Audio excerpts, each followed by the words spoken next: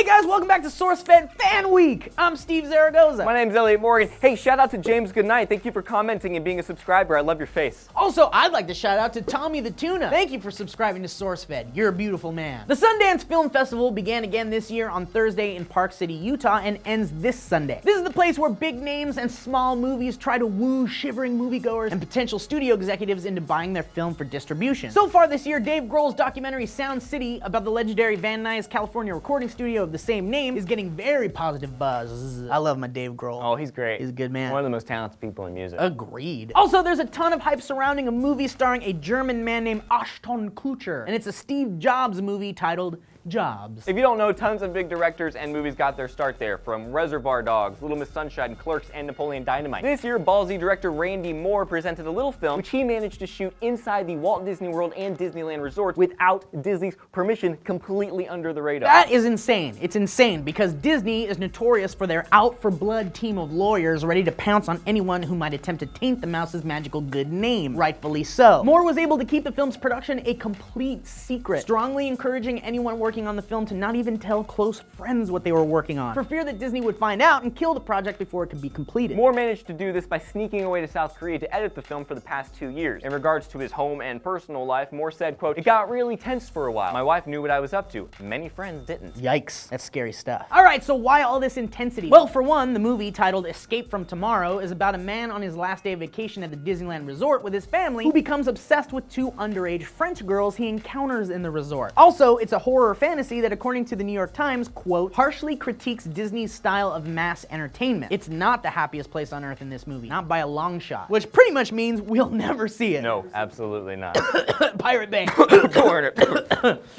You need water? You good? No. Your ginger ale? All right. The film was made for less than $1 million, which was an inheritance from Moore's grandparents, which was the saddest thing that anybody could ever do with an inheritance. I know, right? You're up in heaven looking down like, really? That's what you're doing? Sorry, Grandma and Grandpa, I'm making a movie about A pedophile. A pedophile.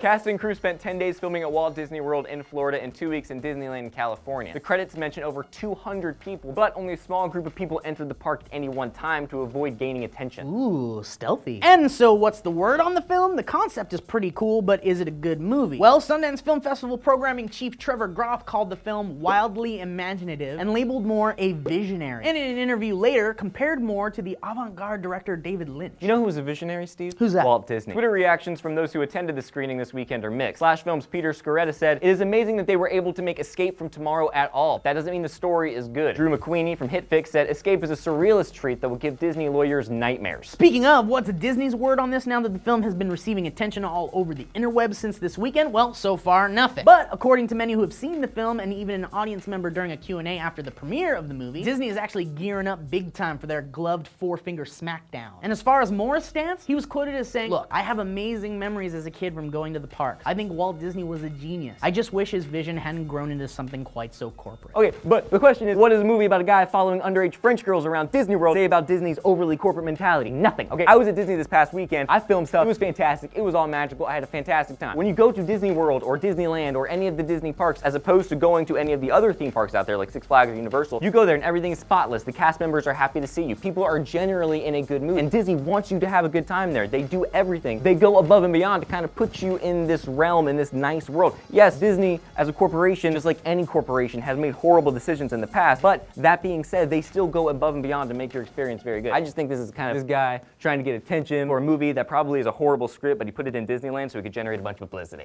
Interesting. But the interesting thing is that it seems that Moore is staying pretty humble about the whole thing. He's not like going, "Oh, I made a movie in Disneyland," which is actually kind of cool considering it's very much his kind of like, "F you, Disneyland," kind of thing, I guess. He did say that he didn't expect any kind of typical distribution deal for the movie and wouldn't even necessarily need the film to be passed around underground to feel satisfied by what he's created. So that's kind of cool, even though it will be passed around.